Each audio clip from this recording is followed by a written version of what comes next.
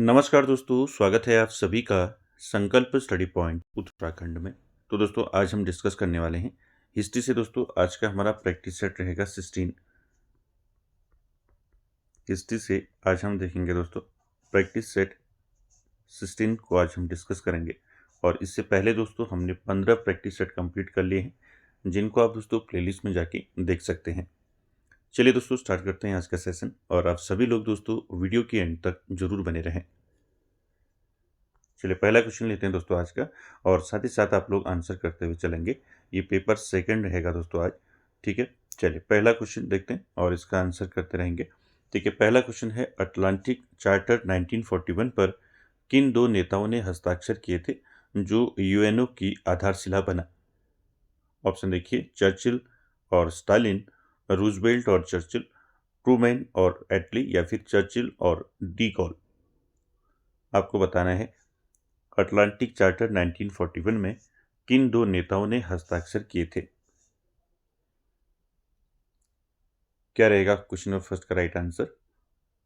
साथ ही साथ दोस्तों आप कमेंट जरूर करिए प्रत्येक क्वेश्चन का। तो क्या हो जाएगा यहाँ पर राइट आंसर फर्स्ट का, अटलांटिक चार्टर 1941 में जिन दो नेताओं ने दोस्तों हस्ताक्षर किए थे उनमें नाम आता है रूजवेल्ट और चर्चिल का, ठीक है। ध्यान रखेंगे। तो यहाँ पर राइट आंसर क्या हो जाएगा, रूजवेल्ट और चर्चिल, ठीक है। बी ऑप्शन राइट हो जाएगा। रूजवेल्ट दोस्तों ये जो है अमेरिका के राष्ट्रपति थे, फ्रैंकलिन डी रूजवेल्ट, और ब्रिटिश प्रधानमंत्री विंस्टन चर्चिल, ठीक है। इन दोनों ने दोस्तों, दोनों नेताओं ने जो है आपके अटलांटिक चार्टर 1941 पर हस्ताक्षर किए थे, ठीक है, जो बाद में जो है ये यूएनओ की आधारशिला बना, ठीक है। अगला क्वेश्चन देखिए, क्वेश्चन नंबर 2। क्वेश्चन नंबर 2 का आंसर कीजिए। क्वेश्चन नंबर 2 है दोस्तों, भारत में स्थानीय स्वशासन का जनक किसे कहा जाता है? तो यहाँ पर आपने कई बार ये क्वेश्चन दोस्तों देखा होगा। तो क्या हो जाएगा इसका राइट आंसर? स्थानीय स्वशासन का जनक किसे कहा जाता है? लॉर्ड लेटन, लॉर्ड कर्जन, लॉर्ड केनिंग, या फिर लॉर्ड रिपन। तो एक क्वेश्चन आप दोस्तों आपने कई बार पढ़ा होगा। तो राइट आंसर क्या हो जाएगा इसका? भारत में स्थानीय स्वशासन का जो जनक है किसको माना जाता है? लॉर्ड रिपन को माना जाता है, ठीक है। तो यहाँ पर दोस्तों आपका राइट आंसर जो है ऑप्शन डी रहेगा, ठीक है। ध्यान रखेंगे, स्थानीय स्वशासन का जनक जो है भारत में किसे माना जाता है? लॉर्ड रिपन को माना जाता है, ठीक है। साथ ही साथ दोस्तों स्थानीय स्वशासन यानी कि लोकल सेल्फ गवर्नमेंट, ठीक है। ध्यान रखेंगे इसको।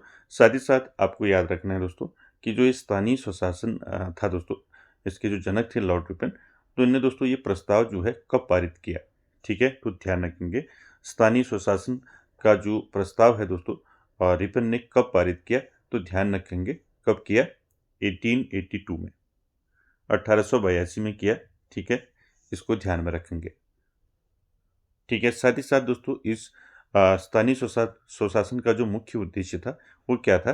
स्थानीय संस्थाओं जैसे नगरपालिका और जिला बोर्ड को अधिक वित्तीय और प्रशासनिक शक्तियां प्रदान करना था, ठीक। चलिए अगला क्वेश्चन देखिए, क्वेश्चन नंबर 3। इसका आंसर कीजिए। क्वेश्चन नंबर 3 है दोस्तों, निम्नलिखित में से कौन भारत में अलीगढ़ आंदोलन के संस्थापक थे? ऑप्शन देखिए, मोहम्मद अली जिन्ना, सैयद अहमद खान, मौलाना अबुल कलाम आज़ाद, या फिर M.A. अंसारी। क्या हो जाएगा यहाँ पर राइट आंसर? क्वेश्चन नंबर 3 का आप सभी ने पढ़ा होगा अलीगढ़ आंदोलन, ठीक है। तो अलीगढ़ आंदोलन के संस्थापक कौन थे? तो 3 का दोस्तों राइट आंसर क्या हो जाएगा? 3 का राइट आंसर क्या हो जाएगा? सर सैयद अहमद खान, ठीक है। सर सैयद अहमद खान, आपका बी ऑप्शन राइट हो जाएगा। ध्यान रखेंगे अलीगढ़ आंदोलन के संस्थापक कौन थे? सैयद अहमद खान थे, ठीक है। साथ ही साथ दोस्तों इस आंदोलन का जो मुख्य उद्देश्य था वो क्या था? इसका मुख्य उद्देश्य था दोस्तों मुस्लिम समाज में आधुनिक वैज्ञानिक सोच और अंग्रेजी शिक्षा का प्रसार करना था, ताकि वे सरकारी सेवाओं और सार्वजनिक जीवन में उचित प्रतिनिधित्व प्राप्त कर सके, ठीक है। ध्यान रखेंगे। साथ ही साथ दोस्तों यहाँ से एक क्वेश्चन पूछा जाता है, ठीक है, सर सैयद अहमद खान से। तो यहाँ से याद रखेंगे इन्होंने दोस्तों एक कॉलेज की स्थापना की थी, ठीक है। किस कॉलेज की स्थापना की थी जिसको बाद में जो है अलीगढ़ मुस्लिम विश्वविद्यालय के नाम से जाना जाता है? तो ध्यान रखेंगे इन्होंने जिस कॉलेज की स्थापना की थी उसका नाम आपको पूछा जा सकता है। तो ध्यान रखेंगे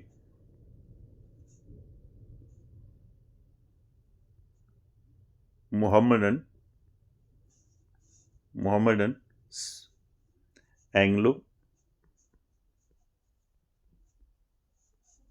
एंग्लो ओरिएंटल कॉलेज, ठीक है, ओरिएंटल कॉलेज, ठीक है। ध्यान रखेंगे, आपको पूछा जाएगा कि अलीगढ़ में मोहम्मदन एंग्लो ओरिएंटल कॉलेज की स्थापना किसने की, तो आंसर हो जाएगा आपका सर सैयद अहमद खान, ठीक है। कब की थी अगर पूछा जाएगा तो ध्यान रखेंगे कब की, तो ये भी आपको ध्यान रखना है कब की, 1875, ठीक है, 1875 में, ठीक, ध्यान रखेंगे। चलिए अगला क्वेश्चन देखिए, क्वेश्चन नंबर 4, इसका आंसर करना है। क्वेश्चन नंबर 4 है दोस्तों, मीन कैम्प एडोल्फ हिटलर ने किस जेल में कैद के दौरान लिखी थी। चलिए बताइए क्या हो जाएगा right answer, Berlin jail, Munich jail, Landsberg jail या फिर स्टटगार्ट जेल। क्या हो जाएगा राइट आंसर 4 का, एडोल्फ हिटलर की दोस्तों क्या है ये मीन कैंप, बताइए, आत्मकथा है, ठीक है, ये भी आपको पूछ लेंगे कभी तो इसको भी याद रखेंगे, आत्मकथा, ठीक है, ऑटोबायोग्राफी, ठीक। तो एडोल्फ हिटलर की बायोग्राफी क्या है, मीन कैंप है, ठीक है, ध्यान रखेंगे इसको। तो दोस्तों एडोल्फ हिटलर ने दोस्तों अपनी आत्मकथा किस जेल में लिखी, ये आपको पूछा गया है। तो राइट आंसर क्या हो जाएगा यहाँ पर बताइए, क्वेश्चन नंबर 4 का कौन सा ऑप्शन यहाँ पर 4 का राइट हो जाएगा। साथ ही साथ दोस्तों आपको ध्यान रखना है, जो मीन कैंप है दोस्तों इसका शाब्दिक अर्थ होता है मेरा संघर्ष, ठीक है, ये भी कई बार पूछा गया है क्वेश्चन, ठीक है, ध्यान रखेंगे, मेरा संघर्ष, ठीक है। मीन कैंप का जो है शाब्दिक अर्थ क्या होता है, मेरा संघर्ष यानी कि माई स्ट्रगल, ठीक है, ध्यान रखेंगे इसको। तो किस जेल में लिखा दोस्तों एडोल्फ हिटलर ने अपनी आत्मकथा मीन कैंप, तो यहाँ पर राइट आंसर हो जाएगा दोस्तों क्वेश्चन नंबर 4 का क्या हो जाएगा, राइट आंसर हो जाएगा यहाँ पर आपका लैंड्सबर्ग जेल, ठीक है, ध्यान रखेंगे सी ऑप्शन राइट हो जाएगा। एडोल्फ हिटलर ने अपनी आत्मकथा मीन कैंप को जो है लैंड्सबर्ग जेल में लिखा, ठीक। साथ ही साथ दोस्तों ये जो पुस्तक है मीन कैंप, ये भी साथ में याद रखें, जो मीन कैंप जो पुस्तक है दोस्तों ये नाजीवाद का वैचारिक आधार है, ठीक है, ध्यान रखेंगे, जिसमें हिटलर ने अपनी जो है नस्ली श्रेष्ठता यानी कि आर्यन सिद्धांत और यहूदी विरोधी विचारधारा का विस्तार से वर्णन किया है, ठीक है। चलिए आगे चलते हैं क्वेश्चन नंबर 5 में। चलिए क्वेश्चन नंबर 5 का आंसर कीजिए। क्वेश्चन नंबर 5 है दोस्तों, इलाहाबाद की द्वितीय संधि 16 अगस्त 1765 किन के मध्य हुई थी, तो आपको बताना है इलाहाबाद की द्वितीय संधि जो है किसके बीच हुई थी, ठीक है, कब हुई थी, तो यहाँ पर दिया है, ध्यान रखेंगे, पूछा जाएगा आपको कि इलाहाबाद की द्वितीय संधि कब हुई थी, तो ध्यान रखेंगे 16 अगस्त 1765 में जो है इलाहाबाद की द्वितीय संधि हुई थी, ठीक है। अब किसके मध्य हुई थी आपको पूछा गया है, ऑप्शन देखिए, क्लाइव और शाह आलम, क्लाइव और शुजाउद्दौला, हेक्टर मुनरो और मीर कासिम या फिर वेंसिटार्ट या फिर नजमुद्दौला। क्या हो जाएगा यहाँ पर राइट आंसर, इलाहाबाद की द्वितीय संधि जो है दोस्तों ये हुई थी 16 अगस्त 1765 को, ठीक है, किसके मध्य हुई थी, तो याद रखेंगे रॉबर्ट क्लाइव और अवध के नवाब शुजाउद्दौला के मध्य हुई थी, ठीक है। तो यहाँ पर 5 का राइट आंसर क्या हो जाएगा, रॉबर्ट क्लाइव और अवध के नवाब शुजाउद्दौला के मध्य हुई थी, ध्यान रखेंगे, ठीक है। साथ ही साथ दोस्तों आपको याद रखना है, यहाँ पर आपको पूछा जा सकता है कि इलाहाबाद की प्रथम जो संधि है कब हुई, ठीक है, तो प्रथम भी याद रखेंगे इसके साथ साथ। इलाहाबाद की जो प्रथम संधि हुई थी दोस्तों वो हुई थी 12 अगस्त, ठीक है, कब हुई थी, 12 अगस्त, इलाहाबाद की प्रथम संधि जो है 12 अगस्त 1765 को हुई थी, ठीक है, 12 अगस्त 1765 को हुई थी, ठीक है, ध्यान रखेंगे इसको, 12 अगस्त 1765 को इलाहाबाद की प्रथम संधि हुई थी और द्वितीय संधि हुई थी आपका 16 अगस्त 1765, ठीक है, ध्यान रखेंगे दोनों चीज़। साथ ही साथ दोस्तों द्वितीय तो आपको पता चल गया किसके मध्य हुई थी, रॉबर्ट क्लाइव और शुजाउद्दौला। तो यहाँ पर आपको याद रखना है जो प्रथम जो इलाहाबाद की संधि हुई थी ये हुई थी दोस्तों रॉबर्ट क्लाइव और मुगल बादशाह शाह आलम द्वितीय के बीच, ठीक है। दूसरा वाला हुआ था जो दूसरी संधि हुई थी किसके मध्य हुई थी? ये हुई थी दोस्तों क्लाइव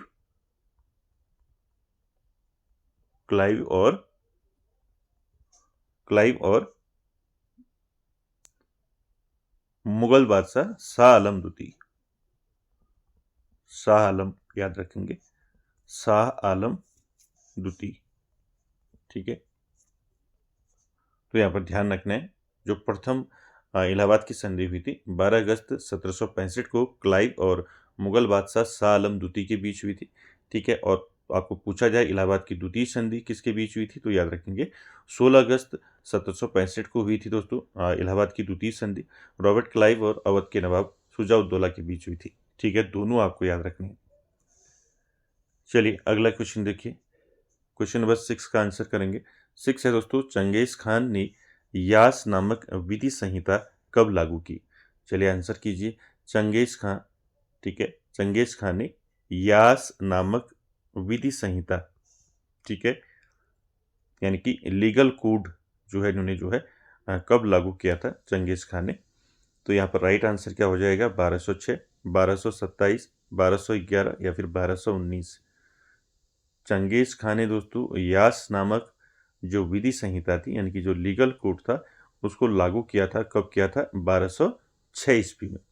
ठीक है, तो यहाँ पर ए ऑप्शन राइट हो जाएगा। 1206 में दोस्तों चंगेज खान ने यास नामक जो है दोस्तों विधि संहिता जो है लागू की थी। ठीक है, यास दोस्तों, ये यास जो है ये मंगोल साम्राज्य का एक लिखित कानून था। ठीक है, क्या था ये? एक लिखित कानून।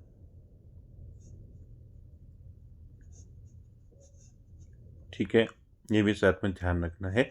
यास जो है दोस्तों ध्यान रखना है, ये क्या था? मंगोल साम्राज्य का क्या था? एक लिखित कानून था जिसमें प्रशासनिक नियमों, सैन्य संगठन, डाक प्रणाली और धार्मिक सहिष्णुता से संबंधित कठोर नियम शामिल थे।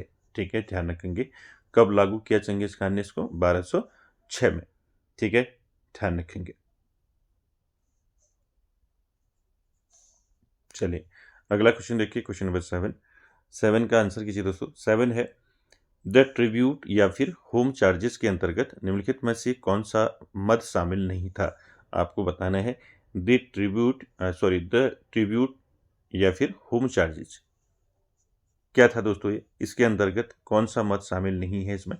तो आपको यहाँ पर जो है दोस्तों पता होना चाहिए कि द ट्रिब्यूट या फिर होम चार्जेस क्या था। ठीक है, द ट्रिब्यूट या होम चार्जेस दोस्तों इसके अंतर्गत भारतीयों को दिया जाने वाला जो है दोस्तों निर्यात, यहाँ पर जो ऋण था वो शामिल नहीं था। ठीक है, कौन सा मद शामिल नहीं था? तो यहाँ पर कौन सा मद शामिल नहीं था? निर्यात वाला। ठीक है, यानी कि डी ऑप्शन राइट हो जाएगा। साथ ही साथ दोस्तों होम चार्जेस से क्या तात्पर्य है ये भी आपको ध्यान में रखना है। होम चार्जेस क्या था? ध्यान रखेंगे, होम चार्जेस से तात्पर्य दोस्तों उस धन से था जो भारत सरकार द्वारा ब्रिटेन में स्थित इंडिया ऑफिस के यहाँ जो है दोस्तों क्या था?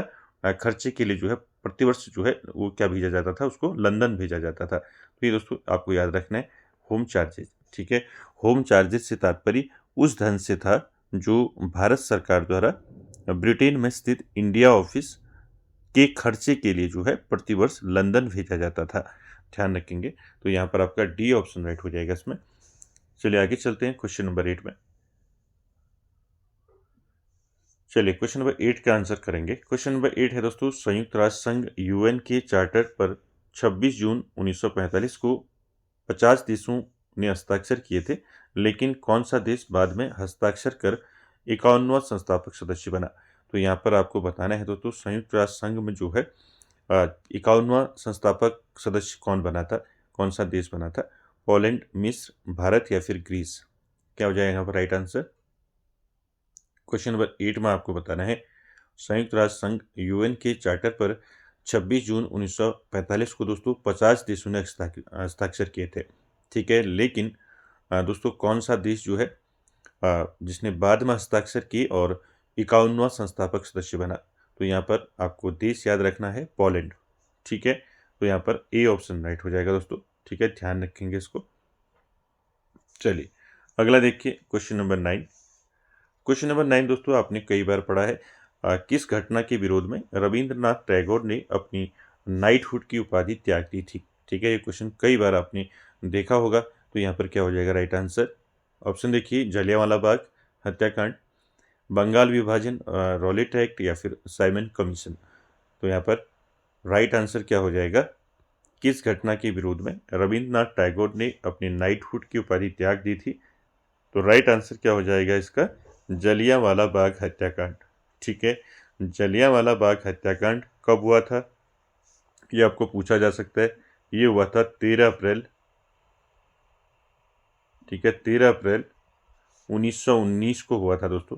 ठीक है, जलियांवाला बाग हत्याकांड। ठीक है, तो याद रखना है जलियांवाला बाग हत्याकांड घटना के विरोध में दोस्तों रविंद्रनाथ टैगोर ने जो है नाइटहुड की उपाधि जो है त्याग दी थी। ठीक है, चलिए आगे चलते हैं क्वेश्चन नंबर 10 में। 10 में आपको बताना है दोस्तों सत्यार्थ प्रकाश पुस्तक की रचना स्वामी दयानंद सरस्वती ने किस भाषा में की थी? ठीक है, तो यहाँ पर आपको बताना है दोस्तों सत्यार्थ प्रकाश को जो है स्वामी दयानंद सरस्वती ने किस भाषा में लिखा है? ऑप्शन देखिए, संस्कृत, हिंदी, गुजराती या फिर मराठी। क्या हो जाएगा यहाँ पर राइट आंसर क्वेश्चन नंबर 10 का? सत्यार्थ प्रकाश पुस्तक की रचना जो है दोस्तों किसने की है? स्वामी दयानंद सरस्वती जी ने। ठीक है, तो 21 भाषा में की है, तो याद रखेंगे 10 का राइट आंसर क्या हो जाएगा? हिंदी भाषा में की है दोस्तों। ठीक है, बी ऑप्शन यहाँ पर आपका राइट हो जाएगा दोस्तों। ठीक है, साथ ही साथ दोस्तों आपको दयानंद सरस्वती से याद रखना है। ठीक है, आपको पूछा जाएगा कि आर्य समाज की स्थापना किसने की? ठीक है, तो यहाँ पर आपको ध्यान रखना है, पूछ लिया जाएगा कि आर्य समाज, ठीक है, आर्य समाज की स्थापना किसने की? ठीक है, तो आर्य समाज की स्थापना किसने की? दयानंद सरस्वती ने की। ठीक है, अगर पूछा जाएगा कब की, तो याद रखेंगे कब की? 1875 में, 1875 में। ठीक है, ध्यान रखेंगे इसको। साथ ही साथ दोस्तों आपको पूछा जाएगा स्वामी दयानंद सरस्वती ने एक नारा दिया था, कौन सा नारा दिया था? ठीक है, तो ये भी आपको याद रखना है, कौन सा नारा दिया था इन्होंने? वेदों की ओर लौटो। ठीक है, वेदों की ओर। ठीक है, आप सभी ने पढ़ा है, वेदों की ओर लौटो। ठीक है, ये नारा किसने दिया है? स्वामी दयानंद सरस्वती ने। ठीक है, आर्य समाज की स्थापना किसने की है? स्वामी दयानंद सरस्वती जी ने। कब की? 1875 में। ठीक है, और इनकी पुस्तक है दोस्तों सत्यार्थ प्रकाश, और जिसको इन्होंने हिंदी में लिखा है। चलिए अगला देखिए क्वेश्चन नंबर 11। क्वेश्चन नंबर 11 में आंसर करना है दोस्तों, मेसोपोटामिया की क्यूनिफॉर्म लिपि को सबसे पहले किसने और किस वर्ष जो है डिकोड यानी कि पढ़ा था? आपको यहाँ पर बताना है मेसोपोटामिया की क्यूनिफॉर्म लिपि। ठीक है, ये क्यूनिफॉर्म लिपि जो है सबसे पहले किसने पढ़ा, ये आपको बताना है, किसने और कब पढ़ा? James Prinsep 1837, Henry Rawlinson 1835 to 47, William Jones 1784 या फिर जॉर्ज स्मिथ 1872। क्या हो जाएगा यहाँ पर राइट आंसर? मेसोपोटामिया की क्यूनिफॉर्म लिपि जो है इसको सबसे पहले दोस्तों हेनरी रॉलिंसन ने जो है 1835 से लेकर 47 ईस्वी के बीच जो है इसको डिकोड किया था, इसको पढ़ा था। तो यहाँ पर राइट आंसर क्या हो जाएगा? हेनरी रॉलिंसन। ठीक है, बी ऑप्शन यहाँ पर आपका राइट हो जाएगा दोस्तों। ठीक है, ये जो आपका क्यूनिफॉर्म लिपि है इसको ध्यान रखेंगे। जो क्यूनिफॉर्म लिपि थी दोस्तों ये सुमेरियाई सभ्यता द्वारा विकसित की गई सबसे पुरानी ज्ञात लिपियों में से एक है, जिससे क्या किया जाता था? मिट्टी की पट्टिकाओं पर जो है इसको लिखा जाता था। ठीक है, किस पे लिखा जाता था? मिट्टी की पट्टिकाओं में। मिट्टी की, ठीक है, मिट्टी की पट्टिकाओं में, मिट्टी की पट्टिकाओं में इसको जो है लिखा जाता था। ठीक है, ध्यान रखेंगे इसको। तो यहाँ पर राइट आंसर हो जाएगा आपका बी। चलिए अगला क्वेश्चन देखिए, क्वेश्चन नंबर 12, इसका आंसर कीजिए। गढ़वाल यूनियन की स्थापना 1901 में किसका इसमें मुख्य योगदान था? गढ़वाल यूनियन, ठीक है, चलिए बताइए, गढ़वाल यूनियन की स्थापना 1901 में किसका मुख्य योगदान था? तारादत्त गहरोला, मुकुंदी लाल, अनुसुईया प्रसाद बहुगुणा, जोत सिंह नेगी। ये उत्तराखंड जीके से क्वेश्चन है। ठीक है, तो आपको बताना है दोस्तों क्या हो जाएगा यहाँ पर राइट आंसर?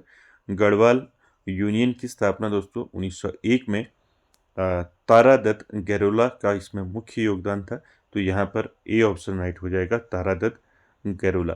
ठीक है, ध्यान रखेंगे। साथ ही साथ आपको पूछा जा सकता है गढ़वाल यूनियन की स्थापना जो है कहाँ हुई, ठीक है, कब हुई तो आपको पता है। तो गढ़वाल यूनियन की स्थापना जो है दोस्तों ये हुई थी देहरादून में, ठीक है, ध्यान रखेंगे, आपको पूछा जा सकता है गढ़वाल यूनियन की स्थापना कहाँ हुई, तो देहरादून में हुई, ठीक है, ध्यान रखेंगे।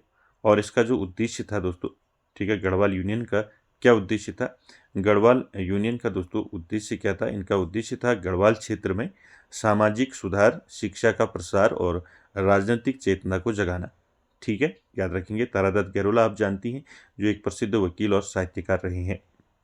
साथ ही साथ दोस्तों यहाँ पर आपको याद रखना है गढ़वाली यूनियन ने दोस्तों एक समाचार पत्र जो है निकाला था, प्रकाशन किया था। किस समाचार पत्र का प्रकाशन किया था गढ़वाल यूनियन ने, तो ध्यान रखेंगे दोस्तों, गढ़वाल यूनियन ने 1905 में एक समाचार पत्र निकाला था, ठीक है, आप सभी ने पढ़ा होगा, उत्तराखंड जीके आपने पढ़ी होगी, तो 1905 में जो है इन्होंने एक जो है दोस्तों इस यूनियन ने, गढ़वाल यूनियन ने एक क्या किया, समाचार पत्र का प्रकाशन किया।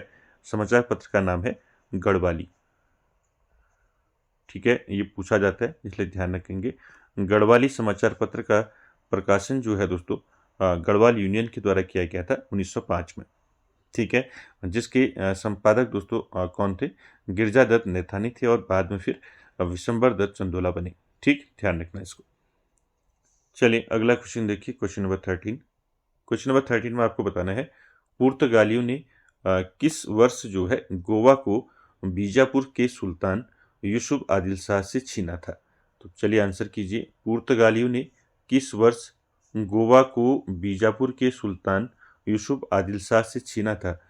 ऑप्शन देखिए, 1498, 1505, 1510 या फिर 1530। क्या हो जाएगा राइट आंसर क्वेश्चन नंबर 13 का। पुर्तगालियों ने दोस्तों 1510 में गोवा को बीजापुर के सुल्तान यूसुफ आदिल शाह से छीना था। कब? 1510 में। सी ऑप्शन राइट हो जाएगा, ठीक है। और साथ ही साथ दोस्तों इस अभियान का नेतृत्व जो है पुर्तगाली गवर्नर जो है अल्फांसो डी अल्बुकर्क ने किया था, ठीक है, ये भी साथ में याद रखना है। चलिए अगला क्वेश्चन देखिए। अगला क्वेश्चन है स्वराज पार्टी 1923 के प्रथम सचिव कौन थे। ठीक है, आप जानती हैं दोस्तों स्वराज पार्टी के बारे में, ठीक है। स्वराज पार्टी 1923 में स्थापना हुई दोस्तों स्वराज पार्टी की, और इसके प्रथम सचिव कौन थे। तो ऑप्शन देखिए, सीआर दास, मोतीलाल नेहरू, विट्ठल भाई पटेल, मदन मोहन मालवीय। क्या हो जाएगा राइट आंसर यहाँ पर क्वेश्चन नंबर 14 का। स्वराज पार्टी 1923 के प्रथम सचिव थे दोस्तों मोतीलाल नेहरू, ठीक है। तो यहाँ पर बी ऑप्शन आपका राइट हो जाएगा दोस्तों, ठीक है। साथ ही साथ दोस्तों स्वराज पार्टी का जो मुख्य उद्देश्य था क्या था बताइए, ठीक है। स्वराज पार्टी का ध्यान रखेंगे, स्वराज पार्टी का जो मुख्य उद्देश्य था तो दोस्तों क्या था, यानी कि काउंसिलों में प्रवेश कर सरकार के कामकाज में बाधा डालना जो है इनका दोस्तों मुख्य उद्देश्य था स्वराज पार्टी का 1923, याद रखेंगे। अगला क्वेश्चन देखिए, क्वेश्चन नंबर 15।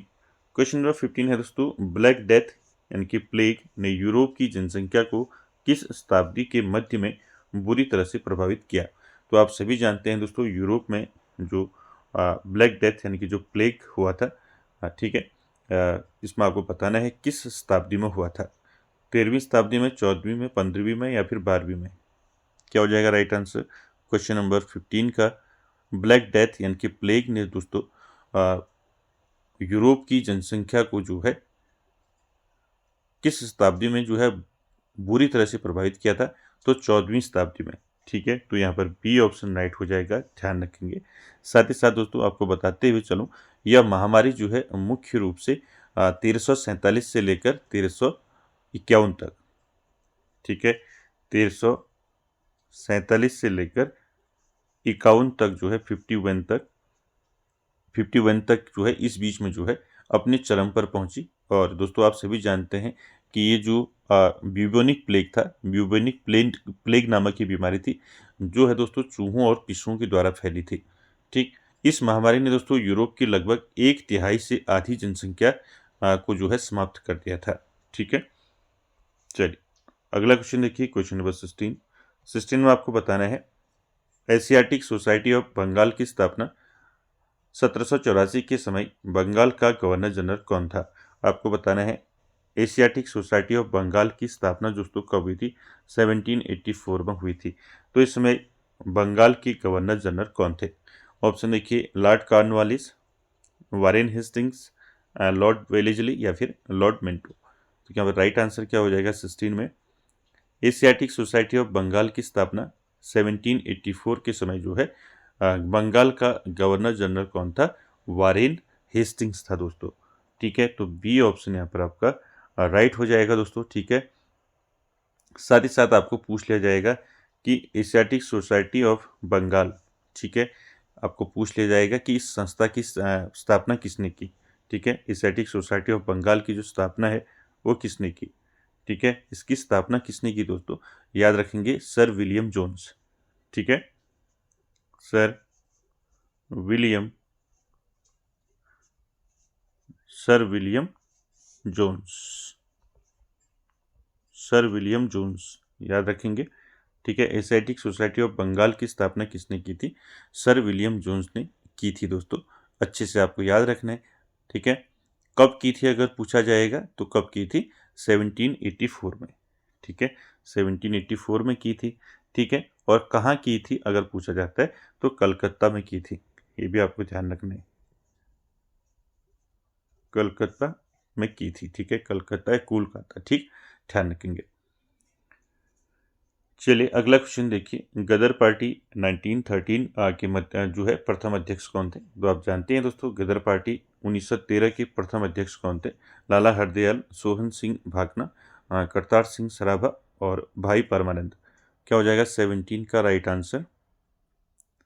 गदर पार्टी के संस्थापक कौन थे दोस्तों? तो आप जानते हैं गदर पार्टी के संस्थापक किसको माना जाता है? लाला हरदयाल। ठीक है, ये संस्थापक सदस्य थे दोस्तों। ठीक है, आपको पूछा गया है यहाँ पर प्रथम अध्यक्ष कौन थे, तो यहाँ पर राइट आंसर क्या हो जाएगा 17 का? याद रखेंगे, प्रथम अध्यक्ष थे सोहन सिंह भाकना। ठीक है, बी ऑप्शन यहाँ पर आपका राइट आंसर हो जाएगा दोस्तों।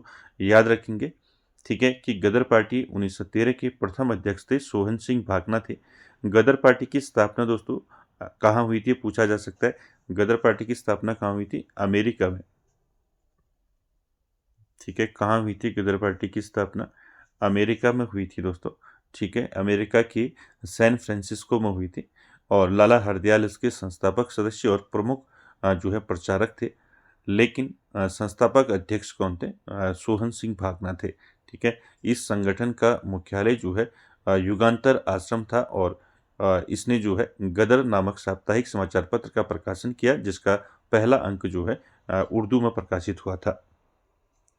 चलिए अगला देखिए, क्वेश्चन नंबर 18 में आपको बताना है रोमन साम्राज्य में डिनारियस क्या था? क्या था रोमन साम्राज्य में डिनारियस? सोने का सिक्का था, तांबे का सिक्का था, शुद्ध चांदी का सिक्का था या फिर कांसे का? तो क्या हो जाएगा 18 का राइट आंसर? रोमन साम्राज्य में डिनारियस क्या था? तो दोस्तों यहाँ पर राइट आंसर हो जाएगा 18 का, क्या हो जाएगा? क्या था? शुद्ध चांदी का सिक्का था दोस्तों ये। ठीक है, सी ऑप्शन यहाँ पर आपका राइट हो जाएगा। याद रखेंगे, रोमन साम्राज्य में दिनारियस जो है शुद्ध चांदी का सिक्का था। यह सिक्का दोस्तों रोमन मुद्रा प्रणाली की रीढ़ था। ठीक है, पूछा जा सकता है इसका जो है वजन कितना था। ठीक है, इस जो है शुद्ध चांदी का जो सिक्का था इसका जो वजन था दोस्तों कितना था पूछा जा सकता है। याद रखेंगे 4.5 ग्राम था। ठीक है, ये भी साथ में आपको याद रखना है। चलिए अगला क्वेश्चन देखिए, क्वेश्चन नंबर 19 है दोस्तों, न्यू इंडिया समाचार पत्र किससे संबंधित था? चलिए बताइए, न्यू इंडिया समाचार पत्र जो है किससे संबंधित है? एनी बेसेंट से, महात्मा गांधी, हेनरी कॉटन या फिर इनमें से कोई नहीं? क्या हो जाएगा राइट आंसर यहाँ पर बताइए? न्यू इंडिया समाचार पत्र किससे संबंधित था? तो राइट आंसर हो जाएगा यहाँ पर एनी बेसेंट से संबंधित था दोस्तों। ए ऑप्शन राइट हो जाएगा। न्यू इंडिया समाचार पत्र एनी बेसेंट से संबंधित था। ठीक है, साथ ही साथ दोस्तों एनी बेसेंट ने अपने होम रूल लीग आंदोलन जो 1916 में हुआ था दोस्तों, होम रूल लीग आंदोलन, उसके प्रचार प्रसार के लिए जो है न्यू इंडिया और कॉमनवेल्थ साप्ताहिक नामक दो पत्रों का प्रयोग किया था एनी बेसेंट ने। ठीक है, ध्यान रखेंगे, दो आपको याद रखना है, एक तो न्यू इंडिया हो गया, दूसरा याद रखना है ठीक है, कॉमनवेल्थ, ये अलग से भी पूछे जा सकते हैं। ठीक है, कॉमनवेल्थ जो है समाचार पत्र जो है, ठीक है, ये साप्ताहिक पत्र जो है किसने प्रकाशित किया, या फिर न्यू इंडिया किसने प्रकाशित किया, तो ये पूछा जा सकता है। तो ध्यान रखेंगे, एनी बेसेंट ने अपने होम रूल लीग आंदोलन, जो होम रूल आंदोलन हुआ था, ठीक है, कब हुआ था होम रूल, ये भी नोट कर लें, होम रूल, ठीक है, होम रूल आंदोलन जो है कब हुआ था, होम रूल आंदोलन 1916 में। ठीक है, इसके प्रचार प्रसार के लिए जो है एनी बेसेंट ने क्या किया, कॉमनवेल्थ और न्यू इंडिया, ठीक है, ये दो जो है, न्यू इंडिया क्या था, ये दैनिक था, दैनिक समाचार पत्र, ठीक है, और जो कॉमनवेल्थ था ये था दोस्तों साप्ताहिक, ये भी ध्यान रखेंगे। ठीक है, ठीक है, साप्ताहिक, ठीक है, कॉमनवेल्थ साप्ताहिक था और न्यू इंडिया क्या था, ये दैनिक था। ठीक है, इन पत्रों का प्रयोग किया था प्रचार के लिए। ठीक है, ध्यान रखेंगे। चलिए आगे चलते हैं, क्वेश्चन नंबर 20।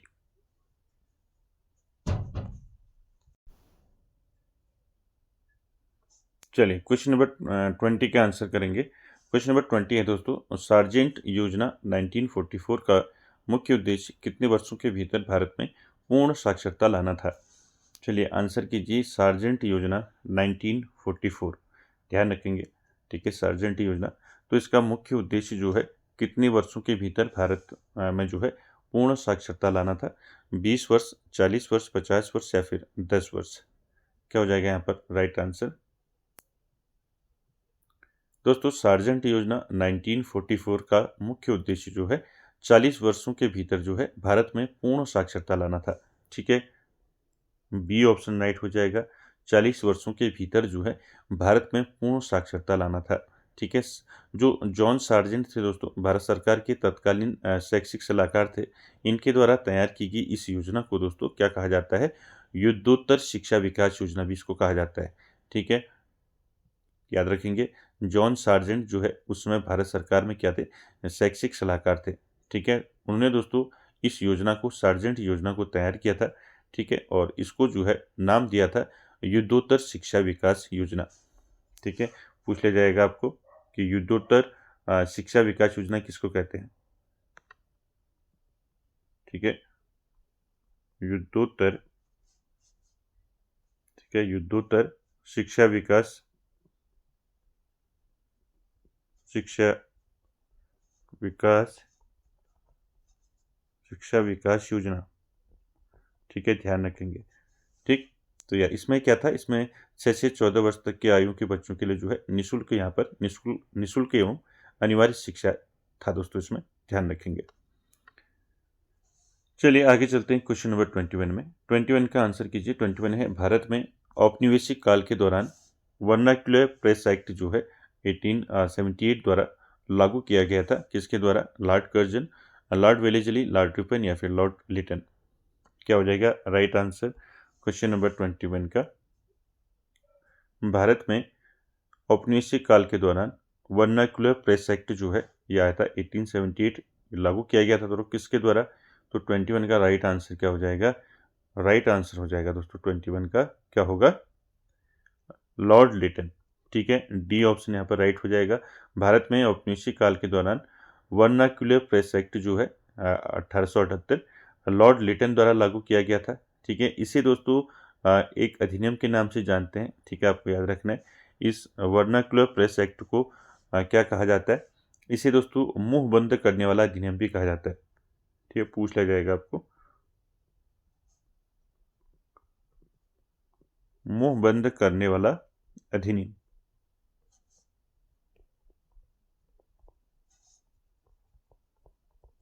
ठीक है, आपको पूछ लिया जाएगा कि मुंह बंद करने वाला अधिनियम किसे कहा जाता है, तो वर्नाक्युलर प्रेस एक्ट को कहा जाता है दोस्तों। ठीक है, इसलिए कहा जाता है क्योंकि इसका उद्देश्य क्या था, आप जानते होंगे भारतीय भाषाओं के जो समाचार पत्र थे उन पर इनका कड़ा नियंत्रण था दोस्तों, और सरकार विरोधी आलोचनाओं को दबाया गया था। ठीक है, तो ध्यान रखेंगे, तो ये आपका इसके अंतर्गत था, तो इसको जो है मुंह बंद करने वाला अधिनियम इसलिए कहा जाता है। ठीक है, चलिए अगला क्वेश्चन देखिए, क्वेश्चन नंबर 22। चलिए क्वेश्चन नंबर 22 का आंसर करेंगे। क्वेश्चन नंबर 22 है दोस्तों, बंगाल में पहली इंग्लिश फैक्ट्री जो है हुगली नदी के तट पर कब स्थापित की गई थी? चलिए आंसर कीजिए। बंगाल में पहली इंग्लिश फैक्ट्री जो है हुगली नदी के किनारे, ये मैंने क्वेश्चन कराया था आपको, कब जो है स्थापित की गई थी? बताइए क्या रहेगा आंसर यहाँ पर? 1661 में, 1651 में, 1641 में या फिर 1671 में? 22 का राइट आंसर क्या हो जाएगा? बंगाल में पहली इंग्लिश फैक्ट्री जो है दोस्तों 1651 हो जाएगा। ठीक है, याद रखेंगे, बी ऑप्शन राइट हो जाएगा। 1651 में हुगली नदी के तट पर स्थापित की गई थी। ठीक है, यह फैक्ट्री दोस्तों बंगाल के सूबेदार शाह शुजा यानी कि शाहजहां का पुत्र था शाह शुजा से अनुमति प्राप्त करने के बाद ब्रिजमैन के नेतृत्व में स्थापित की गई थी। किसके नेतृत्व में की गई थी स्थापित, पूछा जा सकता है। बंगाल में पहली इंग्लिश फैक्ट्री जो है किसके नेतृत्व में इसको स्थापित किया गया था? ठीक है, नाम याद रखेंगे, ब्रिजमैन। ठीक है, ब्रिजमैन। ठीक, चलिए आगे चलते हैं क्वेश्चन नंबर 23 में।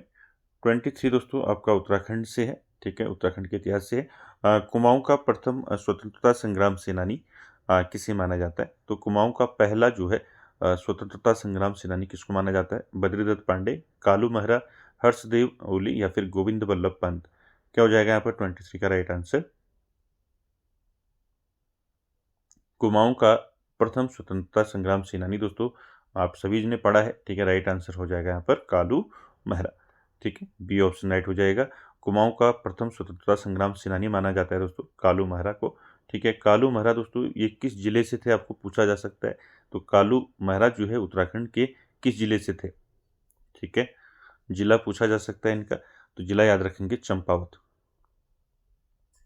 ठीक है, चंपावत। अगर आपको गांव पूछा जाएगा तो गांव भी पूछा जा सकता है। ठीक है, तो इनका गांव था चंपावत जिले के विशुंग गांव के थे। चंपावत के विशुंग गांव, विशुंग गांव। ठीक, तो यहाँ पर आपको ध्यान रखना है। ठीक है, कालू महाराज जो है दोस्तों आपको पूछा जाएगा ये किस जिले के हैं। ठीक है, कालू महाराज चंपावत जिले के विशु गांव के निवासी थे दोस्तों, और इन्होंने दोस्तों 1857 की क्रांति के दौरान जो है कुमाऊं क्षेत्र में अंग्रेजों के विरुद्ध जो है विद्रोह का नेतृत्व किया था। ठीक, साथ ही साथ दोस्तों यहाँ पर एक पूछा जाता है कि इन्होंने एक गुप्त संगठन का निर्माण किया था। ठीक है, कालू महाराज ने कौन सा गुप्त संगठन बनाया था? इन्होंने क्रांतिवीर। ठीक है, कौन सा बनाया था पूछा जाता है कई बार परीक्षाओं में, क्रांतिवीर।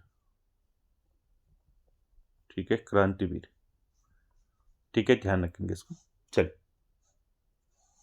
अगला देखिए क्वेश्चन नंबर 24, इसका आंसर कीजिए। क्वेश्चन नंबर 24 है ट्रूमैन सिद्धांत जो है 1947 का मुख्य उद्देश्य क्या था?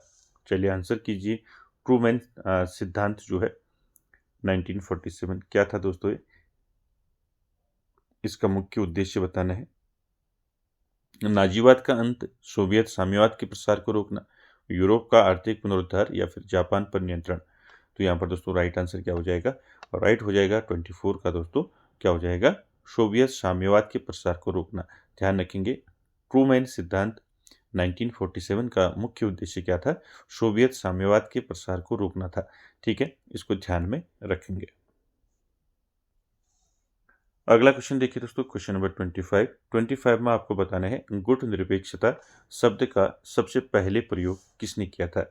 गुट निरपेक्षता का सबसे पहले किसने प्रयोग किया था? जवाहरलाल नेहरू, वी के कृष्ण मेनन, मार्शल टीटो या फिर कर्नल नासिर? क्या हो जाएगा यहाँ पर राइट आंसर? गुट निरपेक्ष शब्द का सबसे पहले प्रयोग किसने किया था? बताइए। साथ ही साथ आपको याद रखना है जो गुट निरपेक्ष आंदोलन हुआ था ना, गुट निरपेक्ष आंदोलन,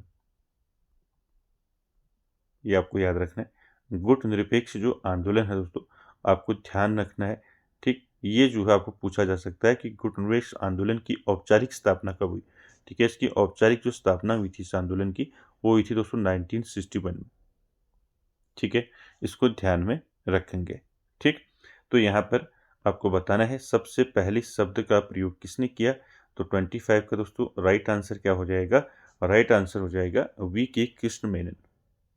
ठीक है, ध्यान रखेंगे सबसे पहले इसका जो प्रयोग है दोस्तों गुटनिरपेक्षता का वी.के. कृष्ण मेनन ने किया था।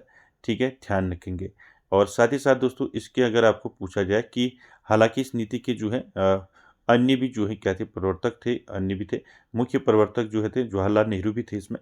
ठीक है, तो यहाँ पर आपका सबसे पहले शब्द का प्रयोग पूछा है तो आंसर वी.के. कृष्ण मेनन होगा। ठीक है, चलिए आगे चलते हैं क्वेश्चन नंबर 26 में। 26 में आपको बताना है दोस्तों, महात्मा गांधी ने नील की खेती के खिलाफ किसानों को किसानों को विरोध करने हेतु जो है प्रेरित करने के लिए कहाँ यात्रा की थी? अवध, चंपारण, अमृतसर, रायबरेली। क्या हो जाएगा राइट आंसर 26 का? महात्मा गांधी ने दोस्तों नील की खेती के खिलाफ किसानों को विरोध करने हेतु जो है उनको प्रेरित करने के लिए कौन सी यात्रा की थी? तो की थी दोस्तों चंपारण। ठीक है, तो यहाँ पर 26 का राइट आंसर हो जाएगा चंपारण। ठीक है, बी ऑप्शन राइट होगा, ध्यान रखेंगे। महात्मा गांधी जी ने नील की खेती के खिलाफ किसानों को विरोध करने हेतु प्रेरित करने के लिए चंपारण यानी कि आपके बिहार में जो है चंपारण बिहार की यात्रा की थी। ठीक है, साथ ही साथ दोस्तों आपको याद रखना है यह वर्ष जो है 1917 में दोस्तों ये हुआ था 1917। ठीक है, ध्यान रखेंगे। चलिए अगला क्वेश्चन देखिए 27। यहाँ पर आपको बताना है चंगेज खान का प्रारंभिक नाम तेमुजिन था, उसे किस वर्ष चंगेज खां की उपाधि दी गई? चलिए आंसर कीजिए। चंगेज खां को चंगेज खां उपाधि जो है दी गई थी दोस्तों, किस वर्ष दी गई थी आपको बताना है। और इनका जो प्रारंभिक नाम था चंगेज खां का क्या था? तेमुजिन। ध्यान रखेंगे, पूछा भी जा सकता है आपको कि चंगेज खां का प्रारंभिक नाम क्या था? आंसर करेंगे तेमुजिन। ठीक है, किस वर्ष चंगेज खां की उपाधि दी गई थी? 1162 में, 1206 में, 1221 में या फिर 1227 में? क्या हो जाएगा right answer?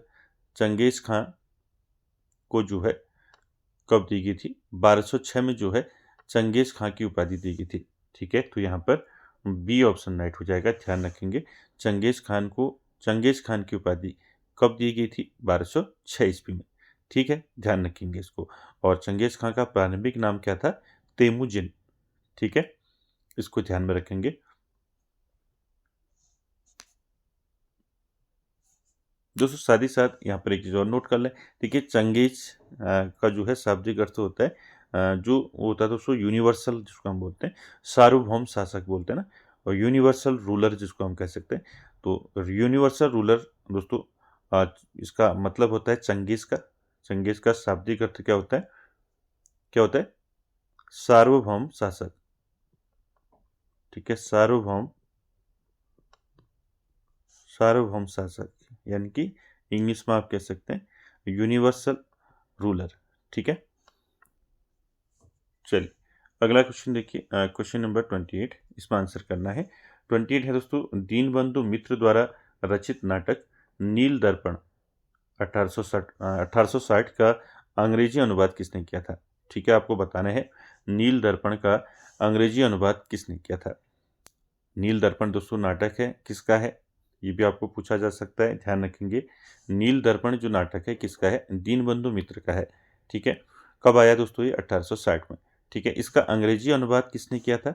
James Lock, Michael Madhusudan Dutt, Edwin Arnold या फिर चार्ल्स विल्किंस? तो यहाँ पर राइट आंसर क्या हो जाएगा 28 का? 28 का राइट आंसर हो जाएगा दोस्तों माइकल मधुसूदन दत्त। ठीक है, ध्यान रखेंगे। नील दर्पण नाटक जो है दोस्तों, ठीक है, याद रखेंगे, इसका अंग्रेजी में अनुवाद आपको अगर पूछा जाए, ठीक है, नील दर्पण नाटक का अंग्रेजी में अनुवाद किसने किया?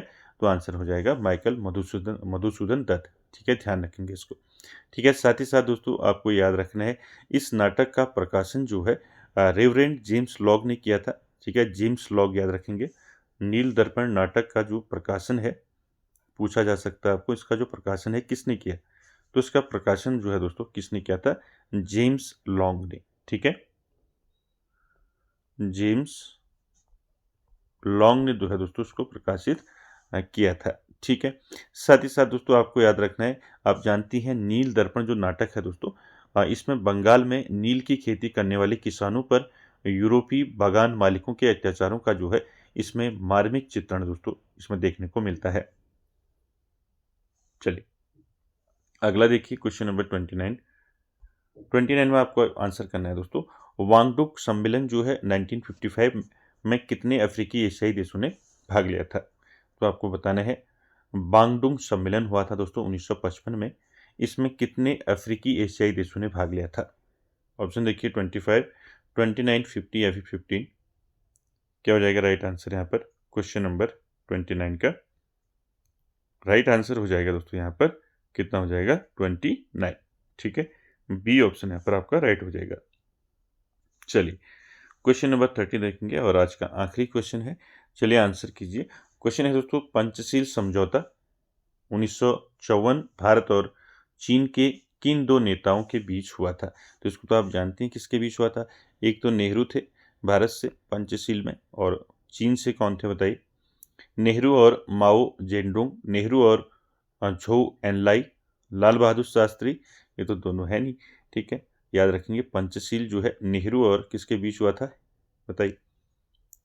तो याद रखेंगे दोस्तों, पंचशील जो समझौता हुआ था कब हुआ था?